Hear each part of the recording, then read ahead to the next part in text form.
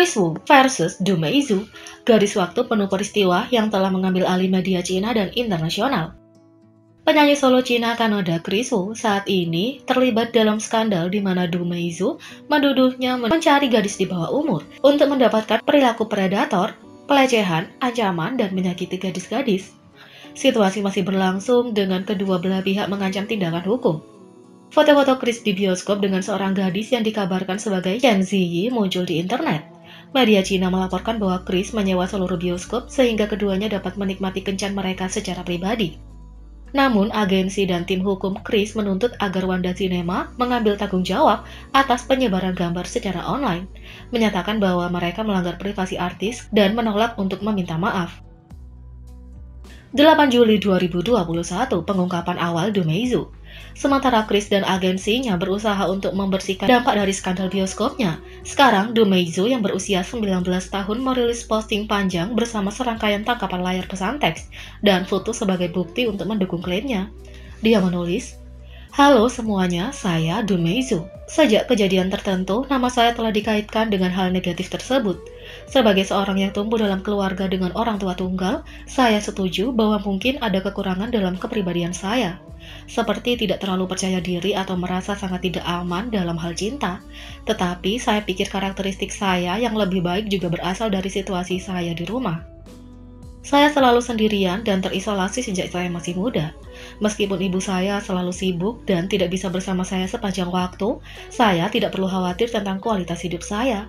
Kakek nenek saya ada di sana untuk saya saat saya tumbuh dewasa. Jadi saya tahu bagaimana bersyukur dan bekerja keras. Saya mencoba untuk tetap kuat, menjadi lebih baik, dan menjalani hidup saya dengan optimis. Namun beberapa bulan yang lalu saya didiagnosis menderita depresi dan kecemasan. Saya tidak ingin melihat siapapun, tidak bisa tidur, merasa lelah, dan menjadi lebih tidak stabil. Setelah mengalami cyberbullying sebulan yang lalu, saya ingin mengakhiri hidup saya sendiri pada satu titik. Banyak meminta saya untuk bukti kuat bahwa tuanmu selingkuh. Aku bahkan mendapat ancaman dari para penggemarnya. Sebagai seorang gadis yang tinggal sendirian, aku sangat takut. Sementara aku serius tentang hubungan kita, kamu sudah keluar dan bergaul dengan banyak gadis di sekitarku. Faktanya, banyak teman saya diundang olehmu untuk alasan yang sama. Kamu memiliki akun WeChat yang didedikasikan untuk mencari gadis-gadis di bawah umur. Setelah saya memperbarui Weibo pada 3 Juni, kamu segera menghapus akun WeChat ini, serta akun Weibo perantara. Masalahnya ketika kami melihat tatapan polos dari matamu saat kamu bersamaku, aku melunak. Tapi itu tidak berarti kita harus diperlakukan seperti mainan yang bisa kamu mainkan. Saya merasa kaget dan tidak berdaya. Karena masalah privasi, saya tidak akan mengungkapkan nama korban di bawah umur. Tapi saya menemukan dari video ini bahwa kamu memiliki standar tertentu, seperti bahwa gadis-gadis itu harus lahir pada tahun 2000-an, atau bahwa mereka sekitar usia ketika mereka harus mengikuti ujian masuk perguruan tinggi. Kamu menggunakan pendekatan yang sama, mengatakan bahwa kamu memilih pemeran utama wanita untuk MV, atau studiomu ingin merekrut artis baru untuk membuat gadis-gadis ini datang. Kemudian, kamu membuat mereka bermain permainan minum dan memaksa mereka untuk minum. Kamu memberitahu mereka hal-hal manis seperti, aku akan menjagamu, atau aku benar-benar ingin bersamamu. Pacarmu yang lain datang kepadaku dan bertanya siapa pacarmu yang sebenarnya. Bahkan ketika kamu bekerja di kota lain, kamu menemukan gadis-gadis untuk menghabiskan malam bersamamu, sementara kamu menyuruh saya tidur lebih awal. Ketika kamu selesai dengan pekerjaan, kamu pergi ke after party dan sambil minum. Kamu memilih dari deretan gambar gadis-gadis seperti itu adalah beberapa barang dagangan. Ini melibatkan terlalu banyak orang, jadi saya tidak akan merilis video. Proses ini melibatkan banyak perantara dan mungkin ini terkait dengan aturan tak terucap dari industri hiburan yang belum pernah saya alami sebelumnya. Saya seorang gadis yang hanya percaya fakta. Saya akan selalu mengakui hal-hal yang telah saya lakukan, tetapi tidak akan pernah disalahkan atas hal-hal yang tidak saya lakukan. Saya tidak perlu melakukan hal-hal yang ilegal untuk mendapatkan keuntungan dari popularitasmu. Saya tidak pernah membuat gambar palsu atau mengedit video dengan jahat. Saya ingin mengambil ini dengan keberanian, kemudian memulai lagi tanpa memikirkan masa lalu. Tapi saya tidak pernah berpikir saya harus menghadapi penggemarmu yang melecehkan dan menindas saya setelah saya begitu terluka oleh hubungan itu. Mungkin beberapa orang berpikir agak dramatis untuk mengalami depresi karena suatu hubungan. Tetapi saya ingin mengatakan bahwa jika kamu belum pernah berada di posisi yang sama, kamu tidak dapat menghubungkannya dengan itu. Hidup seperti itu sangat melelahkan, tapi aku menerima semua cyberbullying dan berdiri untuk menjadi suara bagi semua gadis di bawah umur yang dibohongi. Jangan pernah percaya kebohongan itu lagi, tapi jangan salahkan dirimu juga. Saya harap semua orang dapat membuka mata mereka dan melihat keberanian, daripada jatuh cinta pada citra sempurna yang palsu, tulis Du Meizhu. Du Meizhu juga memberikan bukti dengan tangkapan layar yang dia bagikan adalah antara dia dan dua orang yang mengklaim bahwa mereka akan membantunya masuk ke industri hiburan. Gambar lain yang dibagikan oleh Du Meizhu menunjukkan orang tak dikenal yang memberitahu dia tentang jenis perilaku yang dilakukan oleh individu yang terkait dengan Chris Wu. Dan dalam pesan itu dia menuliskan mereka semua sangat kasar. Dan mereka mengirim semua foto perempuan, lalu memilih siapa yang ingin mereka undang untuk minum hari itu, seperti memilih selir. Ada tangkapan layar yang disertakan oleh Du Meizhu yang tampaknya tidak masuk akal dan hanya dipenuhi dengan emoji babi. Akun WeChat yang digunakan Wu untuk memanggil perempuan telah dihapus. Weibo perantara juga telah dihapus, tulis chat itu.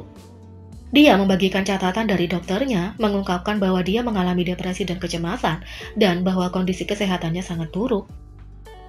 Dia juga membagikan tangkapan layar dengan detail dari seorang gadis yang mengklaim bahwa dia adalah korban lain dari tindakan tidak pantas Chris Wu. Seseorang yang mengaku korban ini menulis, "Dia terus minum dengan saya setelah itu dan kami minum terlalu banyak. Hari itu di hotel, saya menjadi tidak sadar tetapi kami masih melakukannya. Semuanya kabur bagi saya ketika saya bangun keesokan harinya. Saya tidak dapat benar-benar mengingat apa yang terjadi karena saya terlalu banyak minum. Aku pergi dulu. Kemudian, lusa dia ingin aku di hotel lagi untuk menemaninya. Dan saya benar-benar berpikir saya mungkin akan terlibat asmara dengan seorang selebriti. Tapi aku tidak tahu apakah aku harus takut atau senang. Itu adalah perasaan yang tidak bisa dijelaskan. Setelah itu, dia pergi. Kami masih berhubungan pada awalnya, tetapi kami tidak pernah bertemu lagi setelah itu. Saya berfantasi tentang dia menghubungi saya nanti, tapi itu hanya fantasi. Dia akhirnya memutuskan semua kontak. Baru-baru ini, semua yang terburuk terjadi padaku, jadi aku ingin menghubunginya. Tetapi saya tidak menemukan akun WeChat-nya lagi. Saya melihat bahwa banyak gadis mengalami hal yang sama seperti yang saya alami, ditinggalkan setelah dibohongi. Jadi saya pikir saya harus melangkah maju dan membicarakan hal ini. Gadis-gadis, jangan biarkan dirimu menjadi mainan seseorang. Bahkan jika orang itu adalah selebritas yang mewah, kamu tidak boleh meremehkan kerusakan yang dapat terjadi padamu, tulis korban kedua. Ada tangkapan layar lain yang menunjukkan jenis pesan yang diduga dikirim oleh Chris Wu ke gadis lain. Isinya berbunyi, "Sayang, bisakah kamu menemaniku hari ini? Aku tidak bisa tidur di sini tanpamu." Lalu korban menjawab, "Kamu sudah kembali?" Chris menjawab lagi, "Aku tidak punya apa-apa untuk dilakukan setelah naik ke atas panggung, jadi aku kembali. Aku merindukanmu. Bisakah kamu datang menemaniku?" Korban keempat ini mengirim Du Meizhu tangkapan layar Chris Wu yang diduga mencoba mengajaknya dan temannya untuk pergi ke rumahnya bersama. 8 Juli adalah penolakan awal Chris Wu. Perwakilan dan penasehat hukum Chris Wu merilis sebuah pernyataan menyatakan bahwa semua klaim yang diungkapkan oleh Du Meizhu adalah palsu dan pesan itu dibuat-buat. Mereka menyatakan bahwa mereka akan melibatkan tim hukum mereka dalam upaya melindungi citra dan reputasi Chris Wu. Pada 17 Juli, Du Meizhu mengungkapkan pihak Chris Wu meminta penyelesaian. Pada 17 Juli, Du Meizhu mengungkapkan melalui akun Weibo-nya bahwa pihak Chris Wu mengiriminya pemberitahuan kesepakatan dalam upaya untuk menyelesaikan masalah tersebut. Namun, saat pengungkapan perjanjian tersebut, ia juga mengungkapkan bahwa Chris Wu berusaha menghindari masalah pajak dengan mentransfer uangnya. Du Meizhu menulis, "Saya tertawa setelah menerima perjanjian penyelesaian ini. Meskipun saya baru berusia 19 tahun dan tidak memiliki banyak pengalaman hidup, saya masih merasa ada yang salah setelah melihat begitu banyak istilah tindakan ilegal, seperti mengancam, dalam perjanjian. Jadi saya segera berbicara dengan pengacara teman saya. Teman saya mengatakan bahwa perjanjian ini tidak dapat ditegakkan sesuai dengan hukum kontrak, tetapi ini adalah dokumen pengakuan kesalahan bagi saya. Ini adalah penipuan dan pemerasan sebesar 2 juta yuan dan dapat mengakibatkan lebih dari 10 tahun penjara."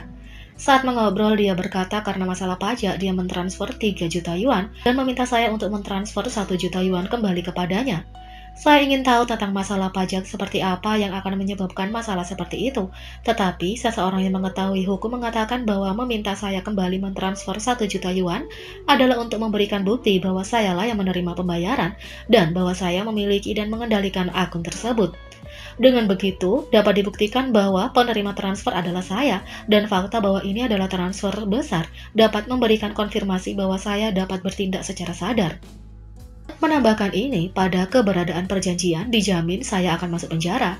Saya merasa sangat bahagia mengetahui bahwa seseorang yang telah tidur dengan saya ingin memberi saya 10 tahun penjara. Juga, seseorang memberitahu saya bahwa temannya mengajukan klaim setelah dicampakkan oleh seseorang dan melakukan aborsi, dan senang setelah menerima uang, tetapi akhirnya pergi ke penjara setelah itu.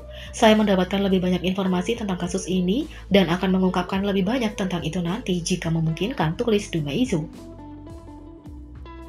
17 Juli, Dumeizu mengungkapkan bukti bahwa Chris Wu mengirim uangnya. Dumeizu membagikan video dirinya merekam teleponnya dan menunjukkan transaksi dari seseorang yang diduga Chris Wu. 18 Juli, postingan pertama Dumeizu.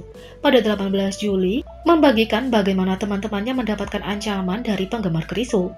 Dia juga membagikan video lain, kali ini menunjukkan percakapan dengan Chris Wu di Alipay, sebuah aplikasi di mana pengguna dapat dengan cepat mengirim pembayaran dan mengobrol satu sama lain.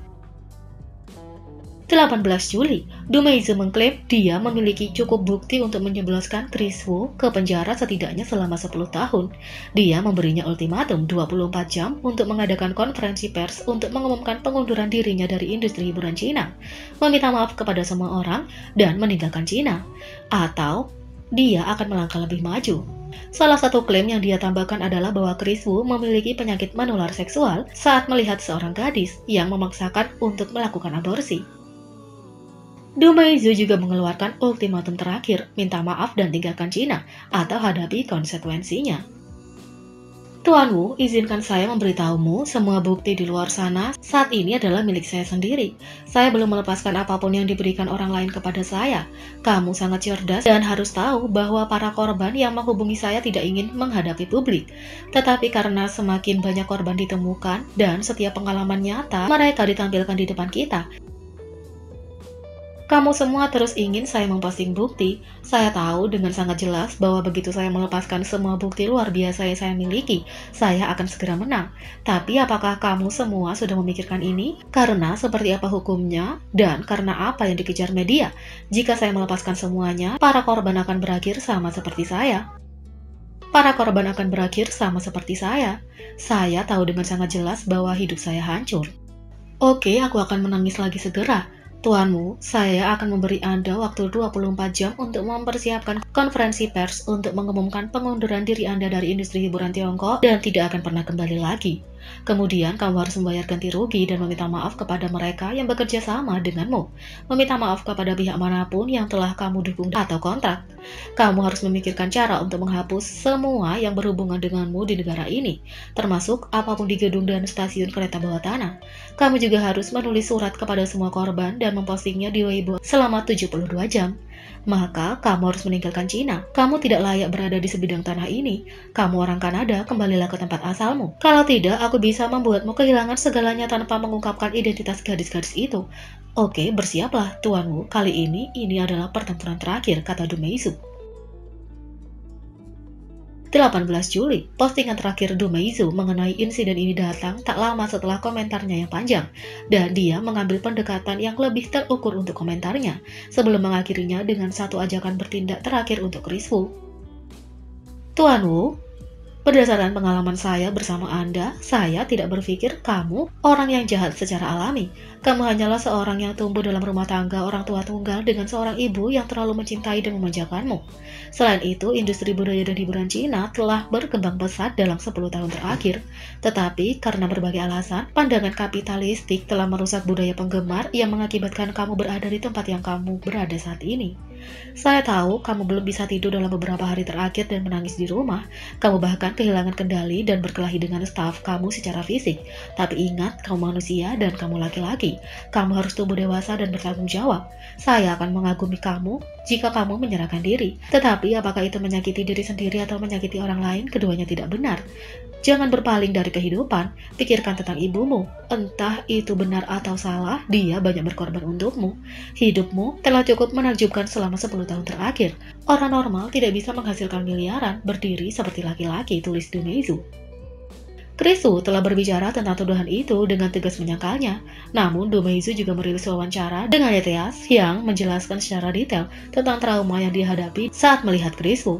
Melalui pernyataan di akun Weibo-nya, dia menyatakan bahwa dia tidak pernah melakukan apa yang diklaim orang, dan dia akan sepenuhnya menerima hukuman dan pertanggungjawaban atas kata-katanya. Krisu menulis, "Saya tidak menanggapi sebelumnya karena saya tidak ingin mengganggu kemajuan proses hukum, tetapi saya tidak berharap bahwa diam saya akan menyebabkan serangan yang lebih intens dari mereka yang menyebarkan desas-desus. Saya telah mencapai batas saya. Saya hanya melihat Miss Du sekali di sebuah pertemuan dengan teman-teman pada 5 Desember 2020. Saya tidak memaksakan untuk minum, tidak mengambil teleponnya, dan tidak ada detail yang dia gambarkan yang terjadi. Ada banyak orang di pertemuan yang akan mengkonfirmasi ini. Saya sangat menyesal telah menyebabkan ketidaknyamanan bagi semua orang. Saya menyatakan tidak pernah ada yang disebut pemilihan selir. Tidak ada pelecehan setelah rayuan, pelecehan setelah menggunakan obat, tidak ada anak di bawah umur. Jika ada tindakan seperti itu, tolong jangan khawatir. Saya sendiri akan masuk penjara. Saya bertanggung jawab secara hukum atas kata-kata saya di atas, tulis Krisu. Jadi, bagaimana menurut kalian tentang ini? Beri komentar di bawah. Klik subscribe, like, share, dan klik lonceng. Mari kita sama-sama jadikan channel ini berguna bagi K-popers Indonesia. Sekian video kali ini, sampai jumpa lagi.